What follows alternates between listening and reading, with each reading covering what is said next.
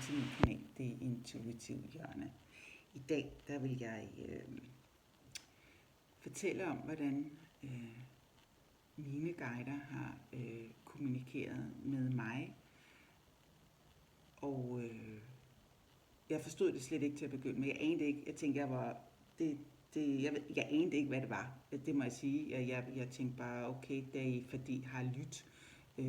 Man kan høre naboerne, og det var egentlig det, jeg gik med. Men det skulle vise sig, at det var mine guider, der kommunikerede med mig og prøvede at fortælle mig, der er noget på vej, der er noget, der kommer til at ske. Og det er for mange år siden,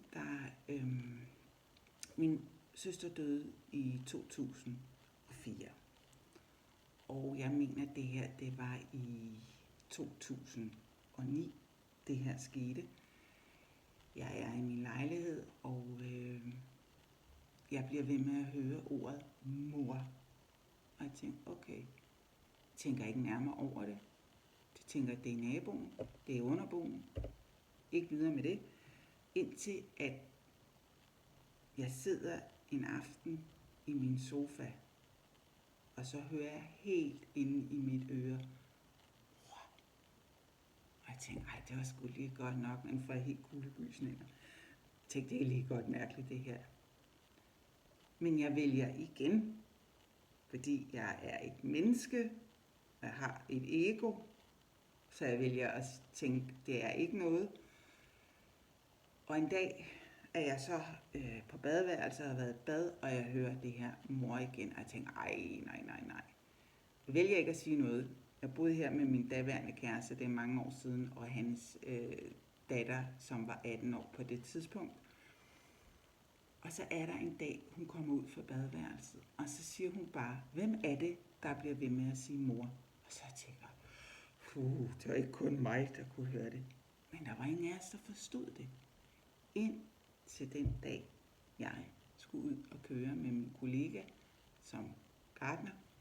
Og vi kommer kørende, han kører bilen, og jeg kan bare se ud af forruden, at der er biler og ambulancer og politi og det hele. Og så siger jeg til ham, kør til højre, det er min mor. Det er min mor, der er blevet kørt over, siger jeg så til ham. Og han siger, hvad er det, du snakker om? Jeg siger, kør derover, drej bilen, stop bilen.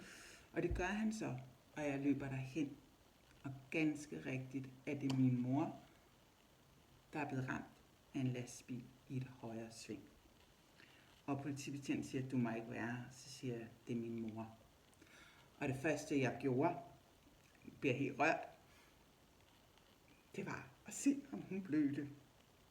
Det gjorde hun ikke. Der var ikke nogen steder, hun blødte fra, men det kunne jo godt være indre blødninger. Og hun når at se mig, og hun sådan kigger på mig, og så kommer ambulancen til mig, fordi jeg var lige ved at, jeg tænkte, hvad sker der? Og jeg ved så, jeg fik så meget kvalme, jeg begyndte at ryste, og jeg begyndte at fryse. Og de kommer så, og der var så 2 ambulancer. Den ene tog jo sig af min mor, og jeg sad der, og jeg rystede, og kunne slet ikke finde ud af det. Altså, jeg var helt... Så det var virkelig en skræmmende oplevelse for mig, men jeg havde jo fået et hint. Jeg havde bare ikke, fordi mit ego og man er menneske, jeg havde jo slet ikke fattet noget, før at vi kommer kørende, mig og min kollega. Og jeg vidste bare, det var min mor. Så det er en måde, de kommunikerer med dig på. Og jeg oplevede jo så det, der hedder klarhørelse. Og så vil jeg så lige sige, at min mor overlevede, til trods for alle mulige brud og ditten, dutten og datten. Men hun overlevede. Det var, jeg blev sgu lidt berørt af det må jeg undskylde. Det der så er i det, det er jo så, at det jo bare gik op for mig, at der var noget her, jeg har aldrig gået på taget en clairvoyance-uddannelse, eller noget som helst. Jeg er egentlig bare, ja, det ved jeg ikke, jeg føler, jeg er blevet den udvalgte til at, kan man sige, det ved jeg ikke, som til at høre og se afdøde. Jeg har intet gjort for det. Det er bare ligesom kommet med 400 kilometer i timen, som om universet bare bragede døren op og sagde, det er dig. Ja, så det var en sand berettelse, historie fra mit liv, og dem er der rigtig mange af. Jeg har oplevet så meget uden, altså det har været så vildt, men det kommer der flere videoer med. Men jeg vil også lige tale om, hvordan ånderne, eller universet kommunikerer med en, hvordan de kan gøre det.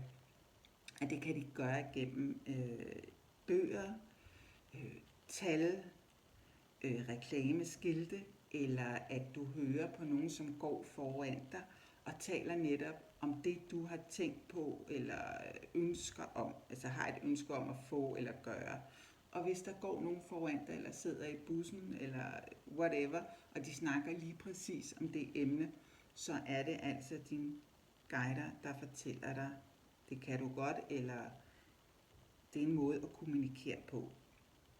Den måde, man også kan komme i kontakt, hvis man ønsker selv at tage kontakt, det er at meditere. Jeg har ikke selv personligt gjort noget i de år, hvor jeg har oplevet alt det her. Det er bare kommet til mig. Men jeg ved, det er en rigtig god måde at komme i kontakt med sine guider på. Det er simpelthen at meditere, og så fordi, at vi lukker af for verden. Og vi er bare lige der i nuet, og vi skal bare lytte til vores vejrtrækning. Jo mere man mediterer, jo mere får du ned, jo mere mærker du, jo mere fornemmer du. Det er lidt det der med at stole på din intuition. Og er der så også mere, jeg lige vil sige omkring det? Ja, så vil jeg så sige, at alle har evnerne. Alle har klaviante evner. Nogle mere end andre.